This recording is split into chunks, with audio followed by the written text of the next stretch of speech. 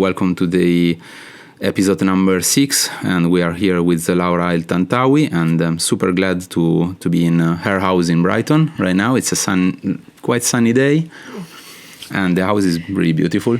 Thank you very much for having me.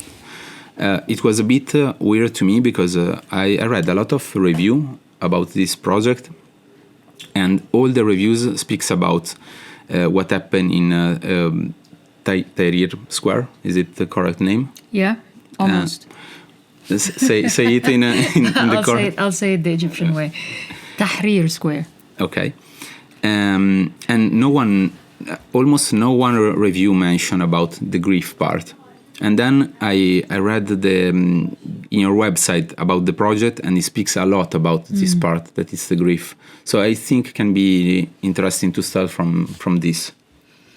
Yeah, I agree. I think, well, first of all, thank you for having me on your podcast. I feel very lucky to be part of it. So we're talking about my first book, which is called In the Shadow of the Pyramids. I published it in 2015, self-published, my first book ever. I think this observation you made about grief is something I haven't really thought about. Maybe it's because it's been a really long time since I've looked at this work and really spent some time studying again why it began and the journey that it took me on. It definitely begins from a place of personal grief. So it began when I was very early on in my career as a photographer. I decided to go back to Egypt to be with my family, and the catalyst for that was because my maternal grandmother had suddenly passed away. And I was living in the US, I was studying, I was working as a newspaper photographer. I was kind of trying to establish my life there, and suddenly this moment of grief struck, like personal grief with my grandmother dying. And I think I talked about this before in other places, but you know, when such a strong figure in your family suddenly disappears, I think there's a lot of reckoning that you have to go through, personal reckoning, about what does this mean for me personally? What does it mean for the family structure? And then there's the question of where do we go from here? Or where do I go from here? And I felt like the instant thing that I really wanted to do was to go back to Egypt. It was this pull, this drive to go back just to be with my family in this moment of collective grief. To see like, how are we going to deal with this together, right? And I think when such a strong figure disappears, the entire family structure starts to kind of try to find its place and work around it. So that was the personal grief. And I think little did I know, because later in the years to come, as I continued creating imagery, there was this sense of collective grief, you know, the identity of what does it mean to be Egyptian today in a country and in a political system that doesn't feel like it represents you. I think it's an experience that a lot of people in Western cultures don't maybe fully understand.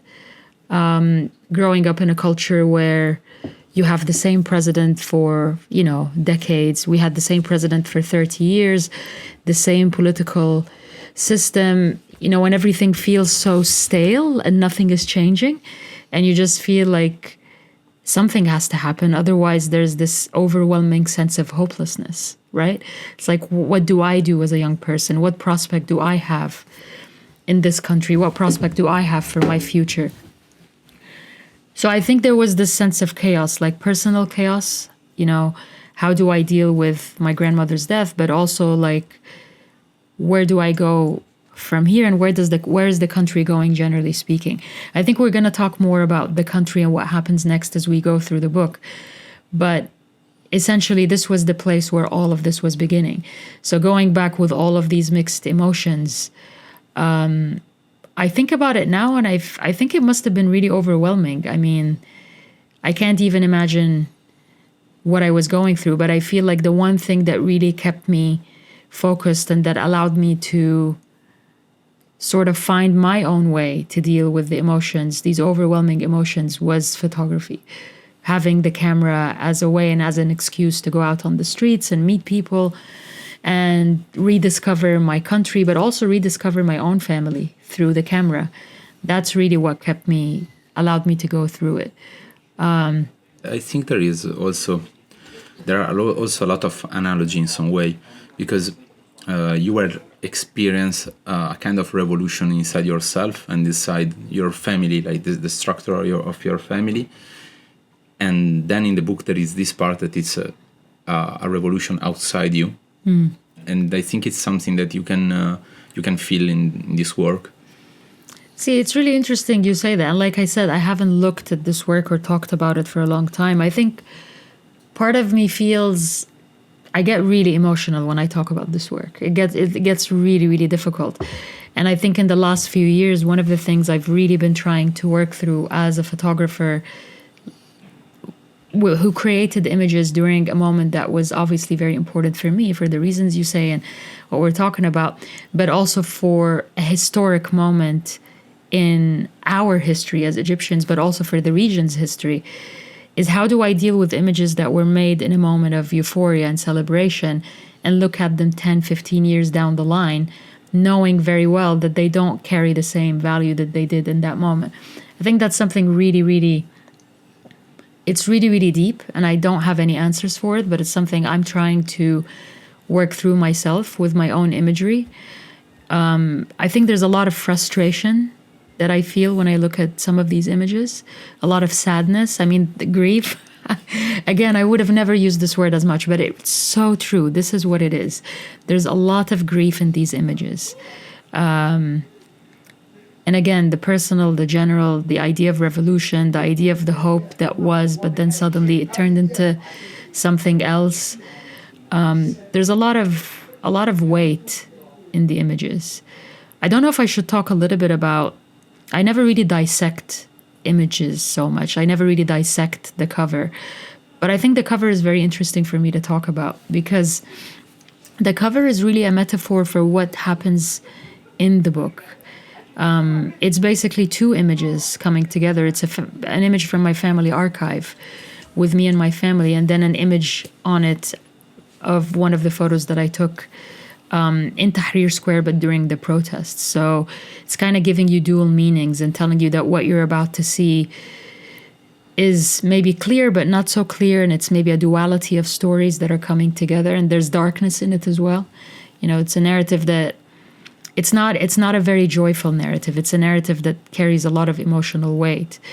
And it's always very emotional for me that people, when they say, just as you have said, that it's an emotional narrative, because, you know, it's what I would hope that people would take away from the work without being too forceful in it, you know, without being too overly sentimental, although I think the work is a bit sentimental in many cases.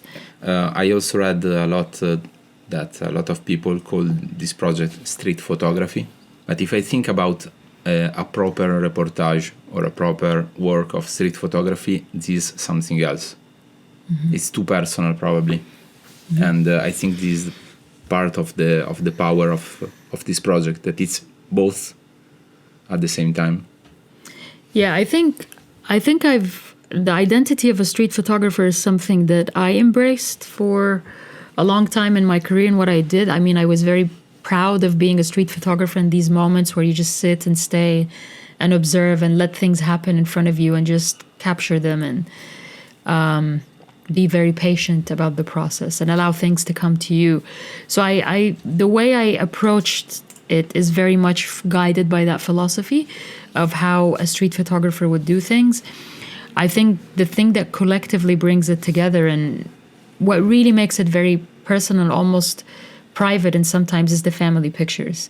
You know, these moments that you see of my family, you know, on holiday, doing these things that are every family, I think, has generally, and these sepia-toned images, and that then standing in contradiction to what you're seeing behind, you know, the violence, the clashes, the tears, all of these heightened moments. So I think these two together give you a mirror into the personal narrative, but also then what was happening on the streets outside and how these two worlds were living side by side. Do you want to go through the book? Sure, I think we have to. So So basically, I should talk a little bit also maybe about the design of the book. So this was my first book. I knew nothing about bookmaking at all, to be honest with you. I just knew what books I kind of liked, and I did some research before coming into this journey of doing a book. And the research was intended that I wanted to know what photo books kind of feel like and look like, but I also wanted to know what a photo book that I love would feel like. So I did, I went to book fairs and looked at several things, looked at designers, artists who were doing work that I really admired, and I kind of began my journey that way. But the thing that I really knew I wanted this book to have was family, because for me, my relationship with Egypt, it was always kind of disconnected because I've lived most of my adult life outside Egypt. So Egypt for me is all about my childhood memories. When I think of Egypt, I think of my family holidays, being on the seaside, my parents, obviously. So I knew that they had to be a very big part of the book. And I wanted to start the book with my parents, my mother and father. So this is how the book starts. It starts with a picture of my mother and father, roughly the same age. I think maybe they were like in their teens at the point. But it's also a way to kind of honor them, that this is where my story begins. It begins with you, and everything that follows is kind of inspired by you, even if it goes in a different direction, if that makes any sense, right? Yeah, of course. And then the color palette was very important for me as well. The color red when I think of Egypt, it's always red. It's a psychological thing, but it's always red. And it's a color that's very dominant in my imagery in Egypt in general. It's something that I'd like to dissect psychologically and understand why, but I just know that it's there. And it's a color that carries me. Maybe because it's a color that has this duality of meaning. It's passion, it's also hatred. And I think that makes it a very interesting color for me. And in a way, it's kind of a metaphor of how I feel about Egypt. So we begin with Mama and Baba here. Was you scared when you start to do this project? It was your first project, right? Mm-hmm. And so you decide to mix something so personal and something so how can I say, so condiviso, shared, like a revolution. Mm-hmm. Was you scared to try to mix these two things, or was completely natural for you? I think I was scared in general about making the book, to be honest. It's a scary thing, right? No, it is. It's 100%. absolutely terrifying because before even you have a book, you're already thinking, is anybody going to buy this book? Why is anybody going to be interested in anything that I have to say, right? So I was scared, but I think, more specifically, I was scared about maybe exposing my family. It's private moments. Why does anybody need to see them? I was scared about talking about things that you don't normally talk about, the vulnerability of feeling displaced, of leaving your family's sort of safety net and then moving on to another world and discovering that. I was scared of exposing my own vulnerabilities about how I felt. That's a really scary thing. And it took me a lot of time actually to feel like I'm ready to put the words out there. The words that you see in the book came at the very end. I was writing them throughout. The dates that you see are the dates when they were written. But when I decided to include them, I think came a little bit towards the end. So there was a lot of fear, actually, in this book. But what I knew is that I wanted to make the best book that I could make in that moment, right? And I knew it had to be honest to my experience and very truthful about what I was feeling. So that was the main thing that was really guiding me. And so the texts that you read are kind of like diaristic texts. They speak about the first text begins with, this feeling of hopelessness to a certain degree, this window that I would always go to in my family's apartment in Cairo. And I would just kind of stand there overlooking the rest of the city and then just kind of thinking about what's to come. Right? That window is a metaphor for a lot of things. And this window is what opens this narrative into the story. And then you see the actual window and partial view. And this window comes back in the book. So every once in a while, you'll see another image that looks vastly different, but it's from the same window. It's a point of return that we keep going back to. In the same way that I was always going to that window for just to breathe, in moments where things seemed chaotic or the grief was too much. And one of the things I should mention in addition to the grief, is when I initially started, my grandmother had just died, but her husband, my grandfather, was also very ill. He was also dying. So there was someone that is not there, and then someone that you're slowly seeing kind of disappearing. So that was also very difficult. So we begin with the window. I mean, the narrative is designed. I worked with Dutch designer Sieb, who I've worked with for all my books pretty much. And we talked about the narrative, and I initially showed him like this flood of images, 500, 600, maybe 1,000 images, I don't even know. And he took them and he stayed with them for a bit, and then he came back with various, presentations. And then in the end, we settled on this after a year of working on it. But what this is intended to take you on is a journey that begins. It's almost like the way he contemplated is this is the beginning of a day, and you're going through a day, and as you go through, it gets later, and then the experience gets more intense, and then you get really, really stuck in it, and then the day ends. So we're going to see that as we go through. So this is the beginning of the day. I mean, you're not really sure what's happening. You're seeing streets, you're seeing scenes that are maybe a bit dreamy, a bit aspirational. The setting is known because it's in the shadow of the pyramids, so we know that you are in Egypt, but you have no information about what's happening. So as a viewer, I think it's intended to make you feel a bit curious, but also a bit displaced, maybe, and unsettled. And then, I mean, I usually don't dissect images because I think the image should say what it needs to say.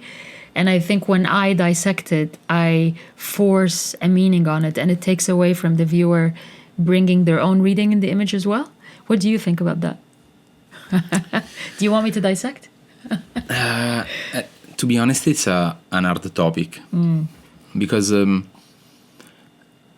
really like the fact that photography can be a really open medium. Like a lot of different people can see a lot of different meanings, and this is really beautiful.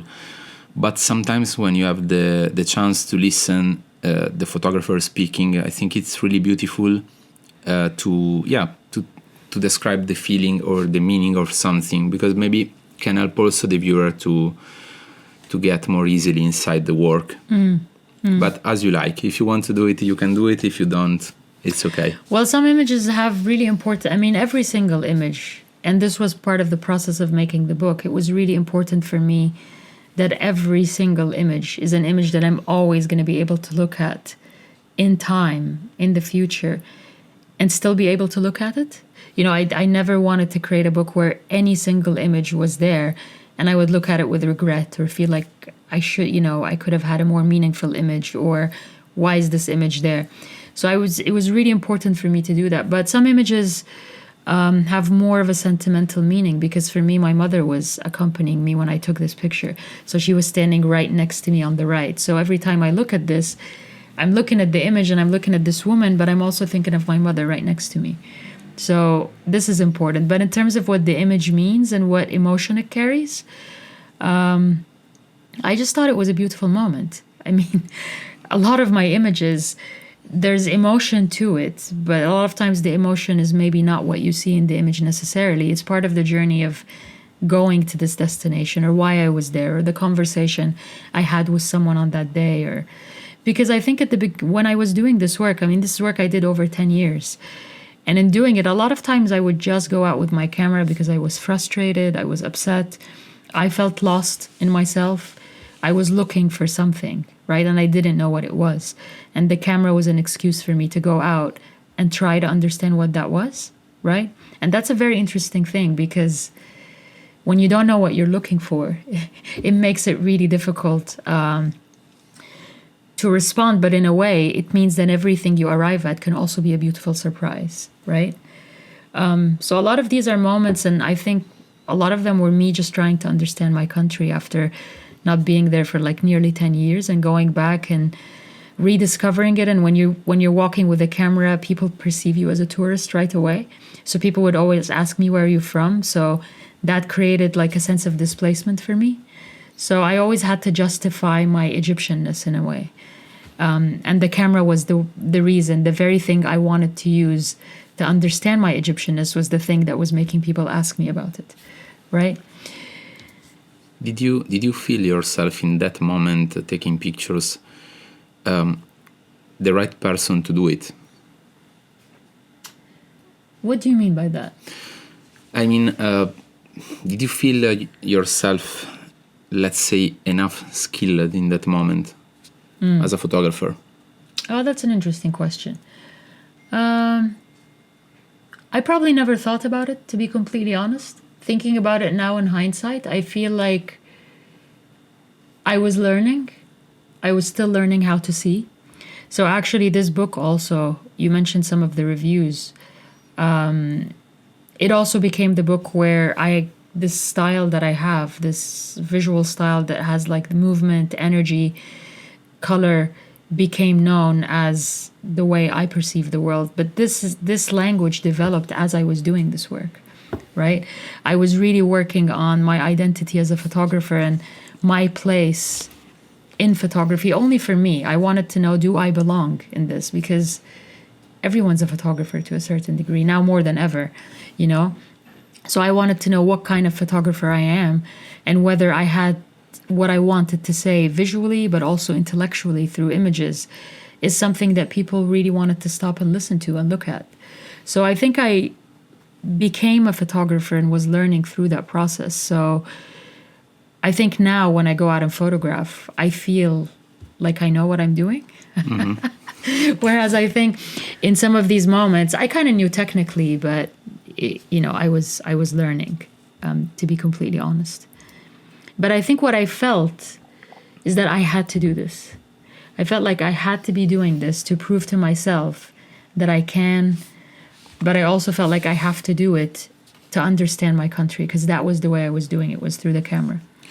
But also because I think a lot of time can happen that someone is in a particular moment or space in time taking pictures and thinking probably there are people like, let's say, more allowed than me to do that. Maybe because they are more skilled, maybe they are like a real photographer. But this is also another point that I'm really curious about, like what is the meaning to be a photographer or not? Like it's a strange there is a border between this, but yeah, I think it's a really interesting question. I don't think I ever thought about it that way. I think I mostly thought that anyone can do this, right? Like anyone, if they have the resources, they can be out with a camera doing it. And actually, I have to say that the atmosphere in Egypt in general for photography has never been overly welcoming. So to actually go out with a camera and stand and observe and point it at people, there's a degree of hostility, and I think it goes back historically to a lot of misrepresentation and exploitation, where people's images would be taken and then they're published in a different context. So there's always a suspicion, but it also goes into the politics. Again, we're talking about how this book is about this movement to change the future, the political future, but it also comes from living in a state where people always felt like they were misrepresented or being exploited through the political system, but through people, the media, all the rest of it. So I think I was very aware of that, and I had to work in a very specific way. You would see tourists walking around with cameras and nobody was questioning it. So why are you questioning me with a camera? Is it because I'm Egyptian? You're not allowing me to photograph my own country. So it was actually quite complicated in that way, and there was a lot of discussions, and sometimes people would be quite hostile and be like, don't take my picture. So I mean, that what you see in the images is kind of romanticized because you're seeing the final outcome, but the journey of actually arriving there and how to get there was quite complex. And I think now, in this modern moment we're in Egypt, it's probably the worst moment to be a photographer. It's really, really difficult to work there right now. So this was a little bit of a tangent, but it's all part of the story, I think. Was this We're checking? still recording. How long was the process of taking these pictures? So I mean, I started the work in 2005. This is when I went back to Egypt and I began making pictures. I think early on I knew I was interested in making a book, and I had made some of these online dummies, through Blurb and stuff of some images. I done it too. You've done it too, right? Blurb. I was so proud of my first Blurb book. I was like, yes, this is I am incredible. still, to be honest. And it's beautiful because it's there. Yeah. Everybody can buy it. Yeah. Is it still online? Yeah, it's still Oh, wow. online. It's a work that I done years ago on Sicily. Oh. And no one is buying it. No one knows. Like, it's really weird. Yeah. No, in my case, I don't want anyone to know. I think it was a really bad design because I did it. I did it too, and I agree, but I don't care so much. Like, But I'd love to actually go back. I know I have these books sitting around somewhere. I'd love to go back and look at it. I think there might be one of them right there, actually. of dummy. Yeah, the Blurb book that I made. The brown one. We're gonna to watch it later, Later. because the viewer cannot see it. Unluckily. Yeah. No, but it's funny that they're just there. But anyhow, I was doing the blurb. So I think the idea of a photo book, the ambition and aspiration for a photo book was there. And that was the photographer part of me saying, this is part of my future journey into photography, because this is what the people I admire are doing. But I was really trying to understand. But the whole journey between starting and finishing took about 10 years. Between when the first images were being taken to being released in 2015. It's 10 years. But it didn't feel like 10 years. But it's a lot of time. It's really a lot of time. It's a really long time. But I think I've learned, this is something I've really learned. I used to be really, really impatient. And I've learned through photography that there's no point in rushing anything. There's no point in rushing a photograph. There's no point in rushing a conversation you're having with someone. There's absolutely no point in rushing a book. And I learned this, again, in this process of 10 years, I learned it. But also in this process of 10 years, the country was changing. So the narrative kept changing. So I never felt like I can finish this now. I have to keep going until I feel like the right moment has come. But it was great. I got to travel to places like this. This is in an area, outside of Cairo, about 8 hours by bus. And I went and I took some pictures. So it was a really great way for me to discover my country. Doing things that I wouldn't have done otherwise. And now here, you don't know it, but this is the same window again. We're at a very different moment. You're seeing the first full frame picture. So suddenly you're in this setting and it feels a bit dreamy. There's something going on. Maybe you're feeling the breeze, maybe you're not. I don't know. But this is the transition image that moves you along. And then this is, the work carries through like this from here onwards. The journey continues and you're just getting stuck in. And again, there's no information, there's no text. In the actual hard copy book, the words are hidden in the pages between the French folds. I want to ask something about the previous pictures. Can I go back to it again? Sorry, the window. What is this light, blurry thing on? So it's interesting you point out the light, because the light is my flash. And I never, ever, ever use flash. There's only 2 pictures in this book that have me using a flash. If I'm really to tell you about this book, so every year in Egypt in about March, April, we have a season called the Khamaseen, which is the season when the winds come from the Sahara Desert and they cause this, a sandstorm basically across the city, and can look very orangey. You don't want to be outside. So this was on that day. It's very dramatic. It's very beautiful as well. And we happen to have our laundry hanging, outside. So this is really what this image is. But I think it carries more metaphorical meanings, doesn't it? Yes, especially to me, that lights. Interesting. Because of course, you don't imagine that light to be there. Of course, if you're a photographer, you can imagine that it could be the flash, it could be the sun hitting the windows, that it's a bit dirty for the dust. But anyway, there is this light coming from the up left, like something divine. Interesting. From the sky, and also in the same direction of the clothes, the of the wind also. I think what I really love is the breeze. I just love this idea of everything moving in a way against what gravity would normally do.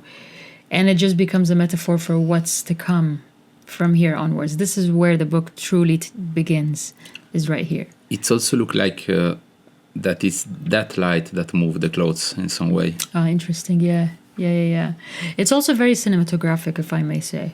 I wanted to be a film director originally. This is what I really wanted to do. Photography was never part of my plan.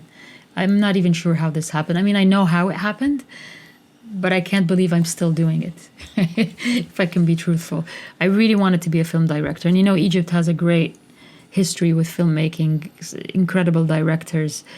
But my family didn't let me. They said, what do you mean you want to be a director? That's not a serious job. Do something else, and that can be your hobby, which is what all parents say. And they said the same thing about my photography for the longest time, which is why in doing this journey that took me 10 years for this book, I was also trying to prove to myself and to them that, I have something to say and maybe you can take it seriously, which they eventually did, but it really took a very, very long time. Yes. I think this is something a lot of us have anyways. I think a lot of photographers are like ex-director. Yeah. And it crosses cultures. I always thought maybe it was more about my culture, and an aspect of it is that, but it's across cultures. But the fact is also that if you wanted to be a director, in the end you need people to work with. Of course, you can also do by yourself, but mainly don't. Yeah. You need a crew, you need a lot of preparation and actors. And I think photography is really similar, but it's something that you do by yourself alone, just with the camera. And so I think this is why a lot of photographers in the end. I really love the solitude of photography. I love the idea of just moving along, taking a camera as your companion. That is the companion you have. And just going out and discovering the world on a particular day based on what you're feeling that day as well, because this is where our images come from anyways. And then just seeing what's going to happen. I think that's such a beautiful experience. And maybe I'm romanticizing it. I don't know what I'm doing. But for me, this is what I really, really love about photography. Is just going on that journey and never knowing what you're going to come back with. It's such a beautiful surprise, isn't it? You can't plan it. You can't plan the outcome. And I think, this entire book was not really planned. Like, I began the journey, but I had no idea where it was going to take me. And every single image here is the same. I would take it, thinking it looked interesting to me. I don't know that it tells a particular story, but it's an observation of a moment that for me in that time felt significant, right? And I think now, as time goes, it feels even more significant than it ever did. Trying to also show like the streets. And I think what I really, my true interest in photography, and in Egypt and specifically, but everywhere actually, is the people, their faces, their emotions, what they're actually expressing. So I'm not someone that can do like great landscapes or whatever. I don't feel like I can, even though we've seen a few that might be landscapes. But generally for me, the emotion, the true emotion comes from people. And the light, of course, the color, all the rest of it. But it's the people. And for me in Egypt, I always felt this weight that people were carrying on their shoulders. And this is a big thing that I wanted to express. And again, this idea of grief, collective grief, living in a country and a state, a system that you feel doesn't care about you. It's such a massive and emotional thing, right? To feel like there's nothing that you can do, nothing that can happen to you. Even if you're killed, you're dead. Nothing is going to happen. Nothing is going to change, right? And this is an experience that, again, because I've lived in the West for the bigger part of my life, people don't necessarily fully understand. This is the second image with flash. I'm really terrible at using flash. I don't know how to use it at all. So I prefer not to use it, but somehow there's two images that have flash. But this was, I think, one of the first protests that I attended. So this was, I think, in 2007. Already at that time, there was a movement called Enough or Kifaya. And it was a political movement that was founded by someone that was quite intellectual, that wanted to change the path of where things were going. So you'd have these people, which were a minority, that would go out on the streets. They were dealt with in a very heavy-handed way by the police. They would get arrested, beaten, all the rest of it. So for me, these were incredibly brave people, and they were going out chanting stuff against the system, the president, all the rest of it. So for me, this is when the work began to take on a more external point of view. It's not just about me anymore, finding my place in the country. It's also about these people who are also trying to find their place in a country that they've never left. You know, I had left and come back, but they never left, and they feel, you know, that they need to reclaim their identity there. In the first part of the book, there is a kind of anticipation. Like, it seems like there is this waiting, this suspensions time, and also this one, for example, it works really well just before the other one, because it's look like this man is watching something that is happening in another direction. His body is completely in a different direction to the head. He's turning his head because something captures his attention. And it's beautiful that then you see this one. You can link these two images together in some way. That is very interesting. And again, I never thought about this, honestly. No, but that's really lovely, because the relationship between the images, the one before and the one next, this is kind of the journey that the book takes you on. Had we had another image here, it would have been a completely different experience, right? So I think it's interesting, the language and how the sentences keeps getting, you know, longer every time you add an additional image. But I think also this is maybe where you begin as a viewer who maybe comes to this not knowing what's happening. You begin to feel, okay, there's a problem here. There's something. And everything before this was a build up to this moment. So this is where the emotion kind of reaches the height. And then there's another piece of writing that begins to give you extra information about what's going on here. And this is where I introduce myself. So this is where I'm like, this is me. I'm Laura El-Tantawy. I'm Egyptian. And I kind of give you a little bit about my story. I mean, I talk here about a moment that I've reflected on a lot. You know, the moment where I left my family to go and study abroad. It was a really, you know, it was a heavy moment for me, a heavy moment for my family. But I kind of describe the mood for the viewer to tell you this is what's happening. And that's why I'm giving you the story now, you know. And I think what's important with this work is it's a work that it never presents itself as telling you this is Egypt. It never presents that. It always tells you this is my Egypt that I'm showing you, right? Because I never want to claim that I'm showing you like this historic event and this is everything and the only thing that was happening. It doesn't have that ego as a work. It's a work that says this is my version of events through my experience growing up and my family's experience. And it's just one window into a very big and complicated story. Yeah, and it talks about Mubarak and all the rest of it. I haven't read this text in ages as well. I'm just kind of seeing snippets of it now. I'm like, oh, wow. Yes. But, you know, as I'm reading it now, honestly, the vulnerability is coming back to me. This sense of overexposing myself, maybe, and my family and what was happening. It feels like that. I don't think I'm sharing anything, you know, massively private, but it just feels like, why does anyone care? Like, why would anyone care about this? Yes. If you want to cook that anytime, you want to take it home and cook it. And it's really beautiful to put the text here between. Yeah. So there was a lot of, you know, we went through multiple designs, obviously. And we had at some point the text on white pages, and then we had the text kind of hidden. We had the text on full pages that was covering the entire image. So we had to go through many renditions to find the right one. Is this the window again or not? The text. Or this No. picture? No. No. This is not the window. No.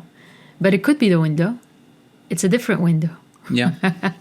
It's a very different window, but again, you don't know as the viewer. Of You have course. no idea. And actually, I should mention, this is just kind of an interesting little detail.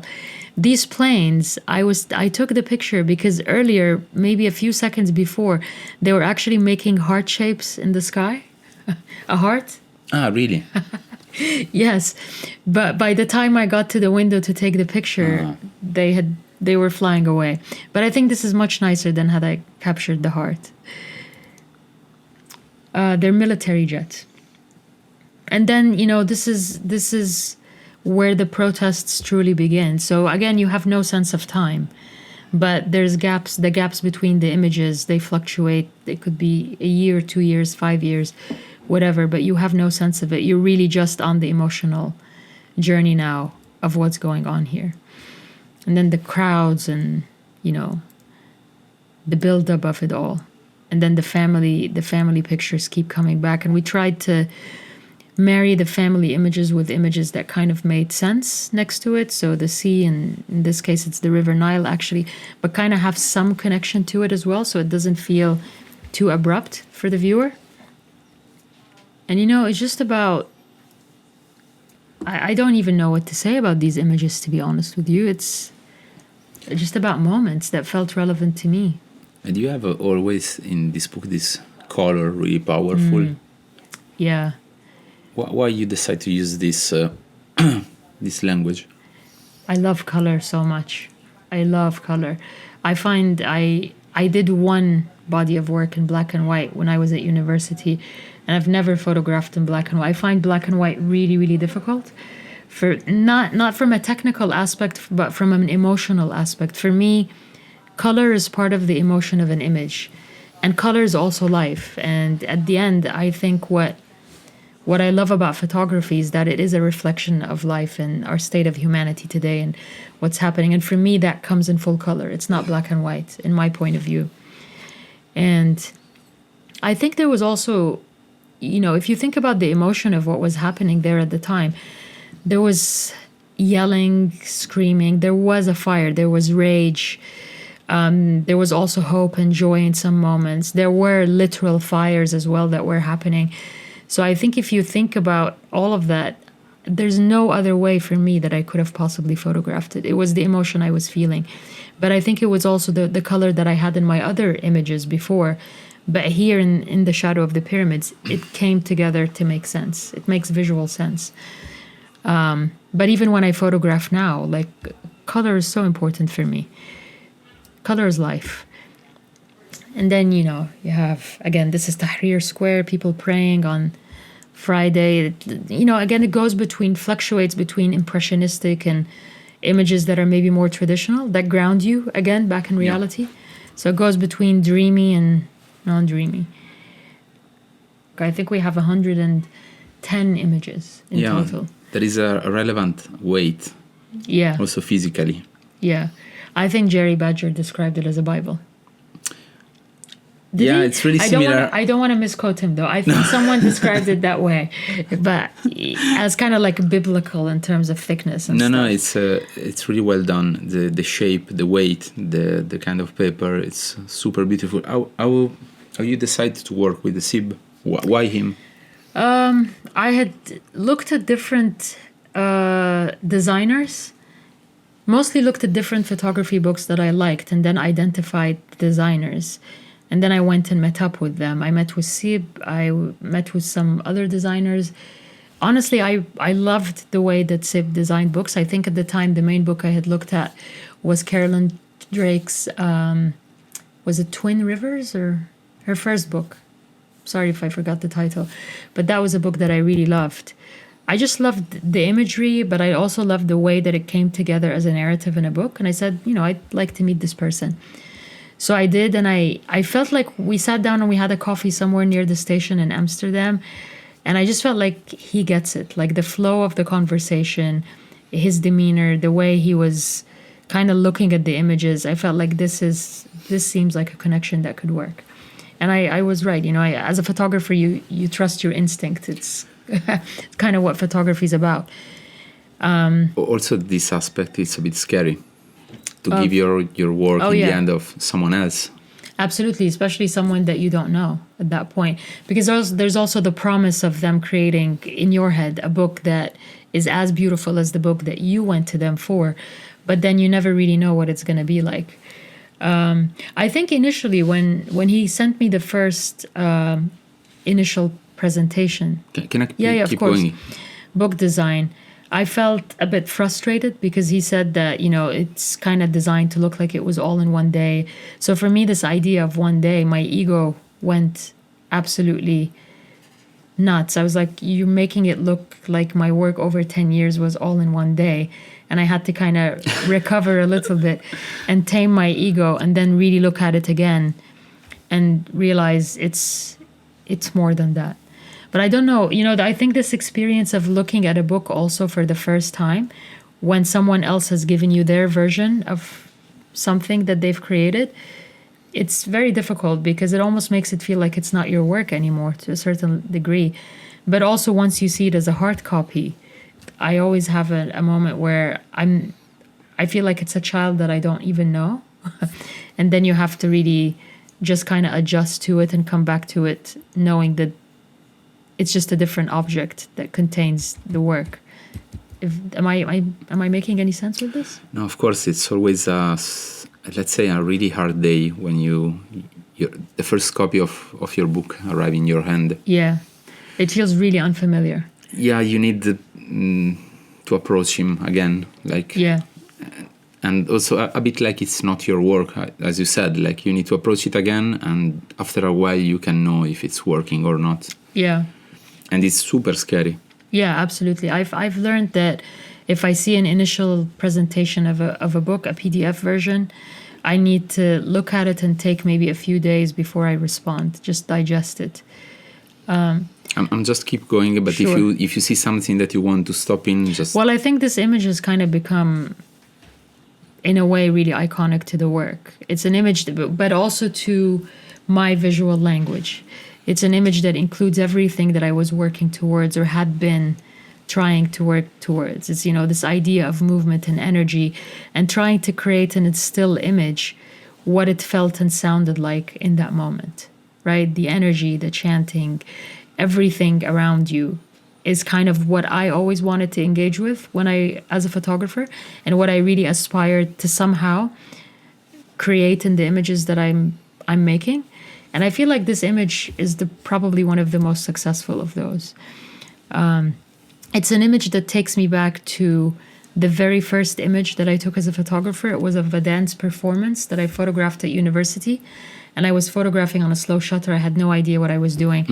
But it created this energy of movement of the dancers. And I was like, this is incredible, wow.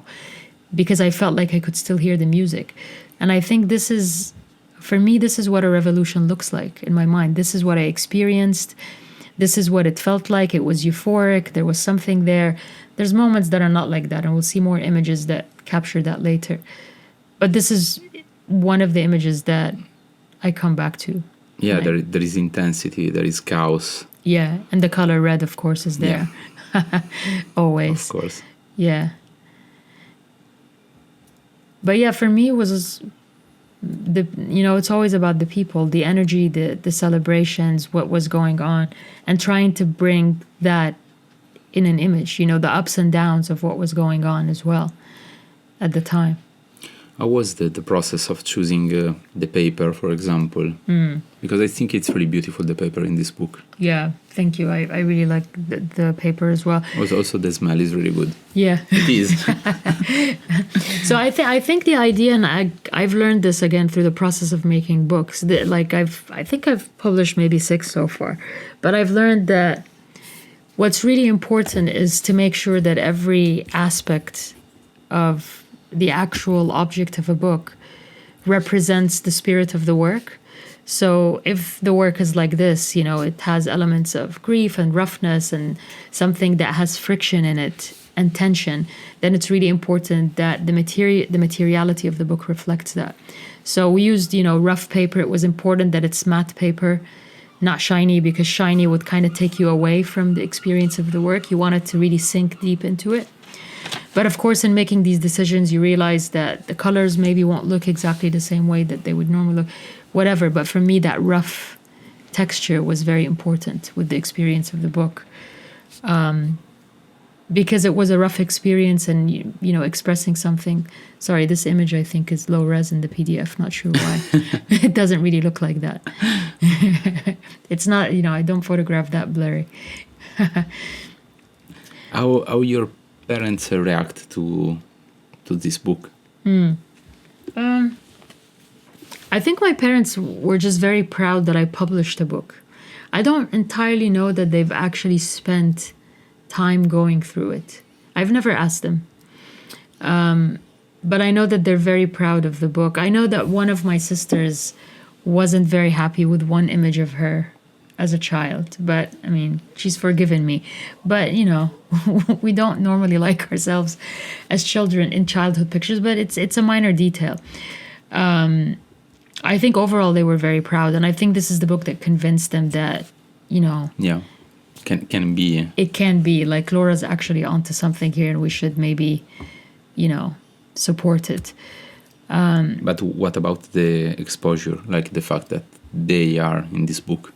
Yeah, I think my parents felt very proud of that, actually, that I would choose to include them in the book. They were very much part of the decision-making of their pictures, which pictures of them would be in the book. And the book ends with something that is also very private normally and special to my parents. Do you want to show it? Yeah, we can go to it very quickly. My father served in the Egyptian military, so during the period when he was engaged to my mom, they spent a lot of time exchanging letters when he was on the front line. And at the end of the book is something that my mom had sent my dad in one of their letters that they've allowed me to include. It's just a little heart, and you don't really know what it is, but I know what it is, and it's very special to me. But what it also means is that the book begins where it ends.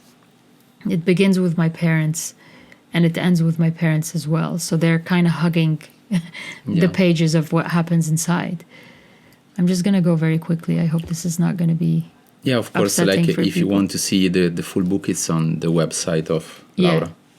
Yeah, it's there. Kind of goes quiet a little bit with that section. Then we go towards the end again. There we go. There is also a lot of darkness in general in these pictures. Yeah, absolutely. I made a very conscious decision to remove any images of anyone smiling. I have many of those pictures. Yeah. But I didn't want them because it really interrupted the feeling I wanted to express. I think there's a darkness that comes through the color palette. There's a lot of blacks and depth to it, but definitely in the emotions as well. So this is what I was talking about, this bird in the heart. My mom's an artist, so this is something she had sent to my dad in one of their letters, which I thought was really beautiful. And it was just a good way to honor them at the end of the book as well. It is. It's really sweet. Yeah. But also, do you think it can be connected to the revolution in some way, or it's more a personal thing? For me, it was a personal thing. I didn't really read too much into it, but of course, if you look at it, I mean, the heart, the bird, the idea of being set free, there's definitely a metaphor there. Is there written something on the heart or not? Yeah, are we able to zoom in? I'm not sure. We can take the book. Yeah, I'm sure there's something written there. I just don't remember what it says. Is it in Arabic, maybe? Yeah.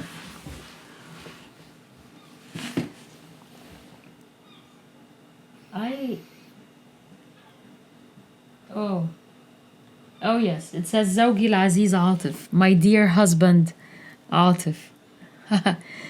That's what it says. So it actually says my dad's name there, which is really beautiful. I actually never noticed that.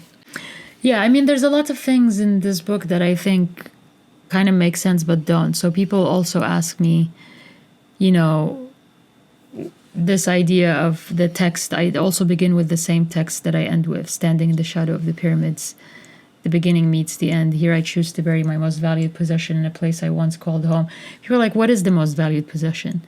There isn't actually a most valued possession. It's more of a metaphorical thing. It doesn't represent anything. Maybe it's more of an emotional thing of what we carry within us, our sense of identity and our sense of home in terms of connection to your particular country. But it's something that's really valuable that you carry with you. And I think in the journey of doing this book, I just realized at the end that, you know, being Egyptian is an identity I can claim to myself and it means something to me. But it doesn't necessarily mean that I have to physically be existing in there, in that in the place. You know what I mean? So the work actually for me was a journey to find my place in Egypt and then reckon with what does that mean for me in my future, if that makes any sense. Yeah. Yeah. So now I have to ask some question that I ask to everybody. Okay. Can you suggest some music or records to listen watching this book? Is there something that can work? Egyptian music for sure. Yeah, there's a few. There's one particular song that is by an Egyptian French singer that's very well known called Dalida. I don't know if you've heard of her in Italy. Dalida. Dalida. No, never. She's really well known, and she sang one of the most beautiful songs about Egypt. But what's really beautiful about the song is that it's a song about longing for home. So it's a song about going back home and all the things that you miss, your family, your first love, all the memories. And it's such an incredible song because it expresses everything that this work is trying to say. But it's also a song that people were playing in Tahrir Square. So, see? It's very sentimental. When I do like multimedias of this work, and the video that I have actually has part of this song playing in it towards the end. It's beautiful. But it's kind of, I changed the audio a little bit, but you hear an aspect of it. What are your other questions that you asked? So I have two more questions. Do you have a suggestion for the young photographer that want to start? The best is if something that you discovered during this project specifically, but... So when you say want to start, as in start like doing a body of work or start a book? Start to be, let's say, a photographer in general, like can be a book, can be taking pictures, can be everything. I think I would say that early on, what's important is to just go out and take pictures. And I know that sometimes that's easier said than done because a lot of things can get in the way. But I would say just go out and take pictures of something you care about. It could be a place, it could be a person, it could be a window that you have that is, significant to you and you just like the view from it. And it changes every day and times of the year. So I think that's important. But I think what's also important is to really trust your voice. If you feel like you want to do something specific visually and experiment and explore, do it and be prepared that sometimes it's not going to work out, which doesn't mean you should stop. You should then go back to it and just keep trying and keep doing it. And I think one of the most important things about photography for me that I've learned are two things. It's time and ego. Time is important to really embrace it because time is on your side, right? A lot of times, especially these days, we feel like we want things to happen quickly. But I think with photography, you really have to trust the process. And it's kind of what photography is about anyways. It's time and reflection and all of that. So I think trust that time and just take your time doing things. And in terms of ego, I think it's just important to be humble. Just be humble and don't let your ego get too much in your head because I think that will eventually, it just won't make you a very nice person. It's true. It's the best diplomatic way I can say it. So the very, very last question is, do you have a book to suggest us to have here for the podcast? Oh, someone to talk to. Yeah. Ooh, I have a few people.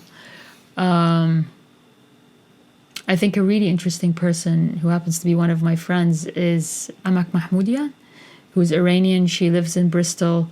She has a really interesting story around her own identity and not being able to go back to Iran. And she creates really beautiful work that is all about her sense of place and identity. So I see a lot of resonance in her work and kind of the journey that I take on. Who else? Now that you've asked me, of course, I'm going to forget everything. Amak definitely comes to mind. But what's it? One it's enough. One is enough. Yeah, I think Amak would be a really interesting person to talk to. Amazing. So, thanks so much, Laura. Thank you. It was beautiful. I hope we can also do all your other books, especially if we can do it in person. You have to come to our city. We will come back here. Yeah. It could be really good. I'd love to talk about Beyond Here's Nothing with you for sure, because it's a really good follow-up after this, because it came after it, but it's a completely different journey. let's do it soon. Yeah. We just have to organize it, and Yeah. of course. And thanks so much, everybody. Hope you like it. And I hope think so too. I think Laura was incredible. I wrote a lot of questions to. Why didn't you ask them? Because you reply without asking. Oh, I didn't. didn't need it. I was just put across in all the questions. So this is really quite incredible.